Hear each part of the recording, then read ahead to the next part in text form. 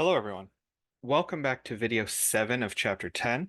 In this video, we've done talking about RSPs. RSPs are by far the priority of this chapter. In this video, I'm going to touch base on some of the other registered retirement funds that we might have access to.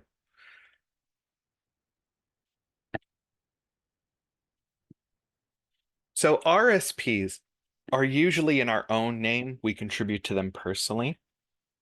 If you have an RPP, that's a pension plan that's being provided by an employer. So a pension plan can be either defined benefit or money purchase. We discussed this earlier in the chapter.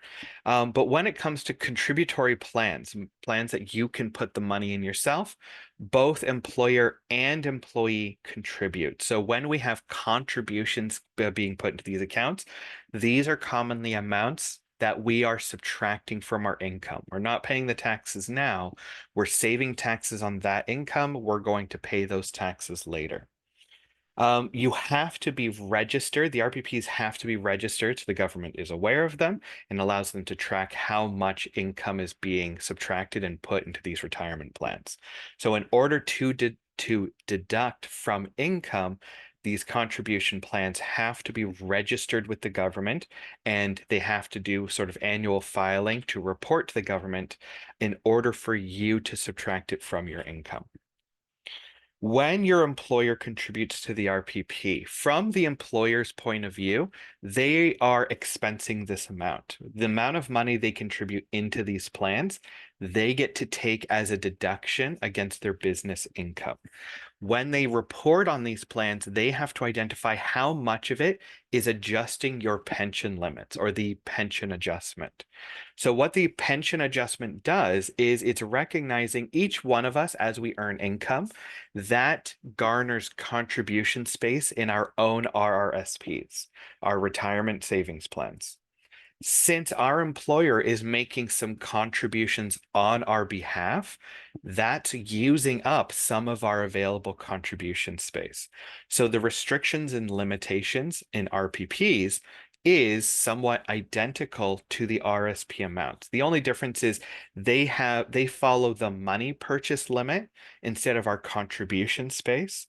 But the money purchase limit amount, if you remember the chart from a few videos ago, actually, I'll just pop it up so we can see. So the money purchase limit in a given year is often our RSP dollar limit the next year. So as they make contributions into our RPP accounts this year, that is going to subtract or use up some of that contribution space from the following year, correct? So the limitation is somewhat the same calculation. It's 18% of the employee compensation. That 18% is how much contribution space we earn through our earned income. So it's using the same formula. Since that employee compensation is going to be included as earned income for next year's dollar limit, we are contributing against that balance, that calculation. So that's our money purchase limit for the year. Employee contributions to RPP, it's the same overall limit as for the employer because we're contributing to our pension fund. And there's also the idea of a phased retirement. So various retirement plans allow you to retire once you get to the age of 55, but to get the full pension benefit, you have to hang around until at least 60 or even 65. So we have these situations where someone is eligible to retire at 55, but they still want to contribute to that pension account in order to improve their benefit when they become of retiring age at 65. So at one time, a taxpayer could not earn additional benefits once they started receiving benefits. So I've turned 55, I pull something from that RPP account, and the government says, okay, you've received something, you're done accumulating in it. But now they've kind of updated that rule that once you reach 55 years old, you can receive some of your benefit up to 60%. And during that time, you can continue to contribute and continue to accrue those pension benefits. So you can't get the full pension amount, the full pension benefit at 55. You could, but if you chose to, you could no longer accumulate. So instead, you can kind of semi-retire. You'll pull a reduced amount of those pension benefits and still work in order to build those or accumulate additional benefits for your later years. So that's called a phased retirement. You retire somewhat before you retire fully later. Now, RPPs are run by employers, but the size of employers, the number of employees varies greatly. A big corporation might have thousands of employees. A small business might only have two or three or a dozen. So when you have so many workers working at these smaller businesses, there's a lot of people that aren't saving for retirement. Perhaps I'm a business owner, so I don't have an employer putting money aside for me. So the proposed solution is pooled RPPs. Pooled RPPs function just like a regular retirement pension plan. It's just a lot of businesses work together in order to provide that to their employees. So it's a money purchase plan run by a financial institution. Small employers and self-employed individuals can participate. It has the same limits and rules that RSPs and RPPs have. It functionally is just an RPP. It's just a lot of companies are working together with a bank or a financial institution to provide a plan that a much larger organization could do by themselves. And they allowed these rules, they allowed these pool RPPs to encourage more disciplined savings for retirement. There's a target benefit plan. This one's lower risk, lower priority than the other ones because it's kind of a hybrid situation. So a defined benefit plan is when you retire, you will get, say, 20% of your income as pension income. Contribution plan is we just put the money in your account and it's up to you to make sure you save enough to cover for retirement. A target benefit plan is a contribution plan that has the goal of providing you a certain amount of income at the end. So it's a compromise between defined benefit and a money purchase. It functions on fixed contribution rates. So it is a contribution plan. So the pension adjustment for these plans is the same as for every dollar in, that's a dollar against your contribution space instead of defined benefits where the pension adjustment is 9 times whatever the change in benefit. For those who remember the previous video where we did that calculation. Um, but there's a targeted pension benefit. So we're contributing to this account. We're following the returns and the investment income. And the intention is that by the time you retire, you can withdraw a certain amount from it as though it was a defined benefit. So you withdraw enough to cover 20% of your income, and the amount that's left in the plan will continue to try to accumulate. But unlike regular defined benefit plans, if the plan falls short, the thing about contribution plans is if it doesn't earn the income, I fall short of the amount. But defined benefit is it's going to pay you the balance and it's up to the company to make sure it's all there. But these target benefit plans share that risk. We're going to work together to hopefully get the account high enough that it can cover your retirement like a defined benefit. But if it falls short, if you don't get the returns you need, unlike regular defined benefit plans, these plans allow for the benefit to be reduced if the fund assets are insufficient. So if we don't make it, so you get the benefit of reduced contribution adjustment, that pension adjustment of just being the dollar contribution instead of times 9. But if you don't get the return you're hoping for, your benefit on retirement will be reduced in order to meet the insufficient funds. So these kind of plans are not widely available. It's mostly a Quebec style of pension plan, and that's why it's low priority because you really don't see these particular target benefit plans as much. We have the Canada Pension Plan. The Canada Pension Plan is a government-run pension plan that's meant to help individuals in retirement. Up to 2019, the intention that the CPP retirement would cover a quarter of average work earnings. In recent years, they've upped this benefit. They want to be able to cover a third of average work earnings, but at the same time, they added a secondary CPP ceiling because if we're going to cover higher amounts of people's income, we need to pull in more contributions in order to invest, earn the return and cover those obligations. So the maximum benefit will hopefully increase to approximately 30,000 a year. That's the maximum. Right now it's about 15,678. So we're hoping, or the intention is to double the potential CPP withdrawals, or the benefit for individuals, but most individuals don't get the maximum benefits already. The average benefit is only slightly above $8,600 because not everyone's earning the maximum income in order to make those maximum contributions to CPP. So the amount that CPP pays out to you is based on how much did you put into it over the years. So in order to get this $30,000 new maximum, you need to be paying that maximum contribution every year for a long time. So you might not be getting the $30,000, but there is this intention to increase this potential benefit in future years. Now, a slightly more important account for this course is the RRIF. When you put money into an RRSP, you pick how much you withdraw in a given year. You can withdraw all of it. You probably wouldn't want to do that because it would put you in a very high tax bracket. You can pull none at all. You can just leave it there and let it continue to invest and accumulate.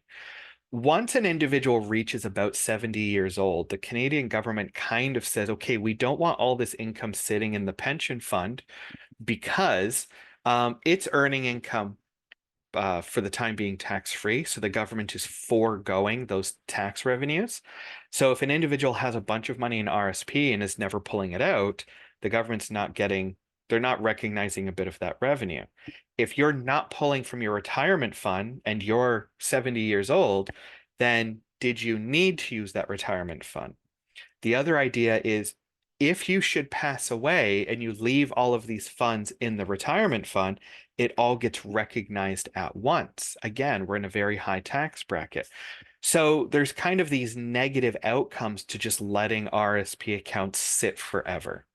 So the government has this registered retirement income fund, also known as a RRIF. The RRIF is a functional plan meant to convert RRSPs, our retirement savings plans, into income funds that have minimum withdrawals. So you can't just get a RRIF, you have to transfer in from another plan. So our RPPs, our RRSPs will become RRIFs. And what happens is there's no maximum withdrawal, but it sets a minimum withdrawal in any given year. So we may not need the funds, but we have to at least pull out some of it, recognize the income. And over the next number of years, this ensures three things. It ensures that a retired person is pulling income. So hopefully they have funds available to cover their bills. The government's able to recognize a certain amount of revenue from income taxes because we have certain withdrawals that must be made from these, for the time being, tax-free savings accounts. And the third is it ensures that we don't have a lot of estates with suddenly large amounts of income that are being taxed at incredibly high rates. So it helps save estates from saving overall taxes. It helps make sure the government's not waiting an additional 20 years to recognize some of the tax revenue.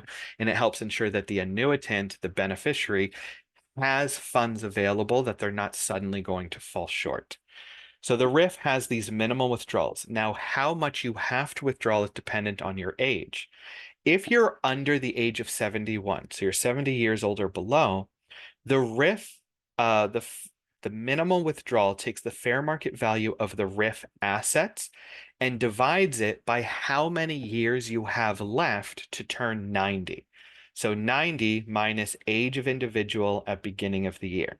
So in a way, it's trying to time your RRIF amount to be fully withdrawn by the time you are 90 years old. Once you are over 71, so 72 or older, you have a minimal withdrawal. Right now it's set at 5.4% for age 72. You're not going to need to know the specific percentage for any given year because this rate changes for every year up until it reaches 20% per year at age 95, and it stays there until you pass away.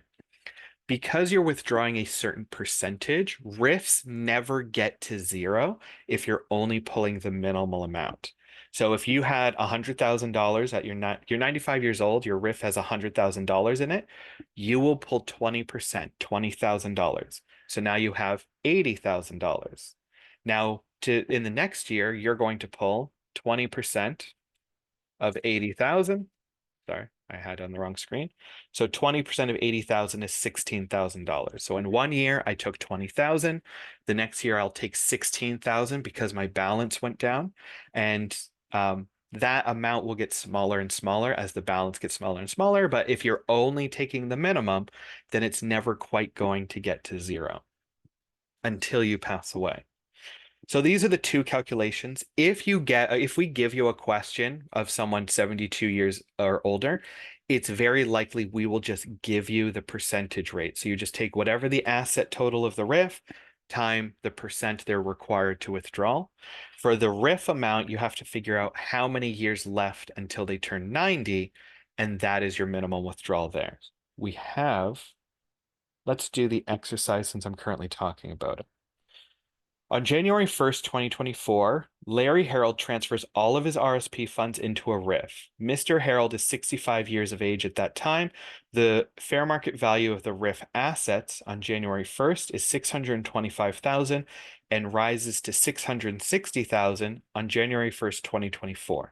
So we're talking about 2 years here, 2024, 2025. He transferred into the RRIF at 65 years of age. You can transfer from an RSP to a RRIF at any time. Once you turn 71, the government sort of makes you convert to a RRIF. Anything that's in your RSP will transfer to a RRIF account, and now you can no longer make contributions. You have those minimal withdrawals. So what is our minimal withdrawal from Mr. Harold that he must take from the RRIF in 2024 and 2025? So we want to focus on the asset amount, 625 in the first year, 660 in the second, and we have to figure out how many years are left until he turns 90. So in the year of 2024, he was 65 years old. That's 25 years. So if he's 65, he will turn 90 in 25 years. So we're just going to take 625,000 and divide it by 25 years. 625 divided by 25 years, $25,000. So at the age of 65, our person, his name was Larry. Larry will need to withdraw $25,000 this year. Now we're lucky. The next year, he made some income in his RRIF. The investments had a return. Now it has $660,000. But he's also a year older. So now he's only 24 years away from the age of 90. So 660,000 divided by 24 years. Now Larry has to withdraw $27,500. So we have these withdrawal amounts that must be pulled out. They will be recognized in income. The remaining balance in the RRIF will continue to be invested and continue to have returns. So if the balance is high enough and the returns are high enough, it could be that the amount of money he makes in a year is more than the withdrawal. So just because you're forced to make these minimum amounts doesn't mean that means the RRIF is going to be gone when you turn 90. Okay. Finishing up a few more slides. Oh, so the point I wanted to make, this goes into the evaluation of the death. So the thing about risk, when you pull a lump sum from your RRSP, that's not considered pension income, that's just a withdrawal. But RRIFs are a set annuity amount, or they're considered to be similar to an annuity because we have this minimum recognition. So now that they function more like an annuity does, we can recognize it as pension income, and that will give us access to the pension credit as well.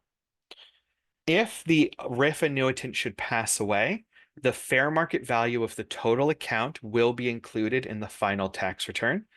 unless we roll it over to a spouse. So if the assets roll over in the spouse's name, the spouse will continue to receive those RRIF payments, those minimal withdrawals.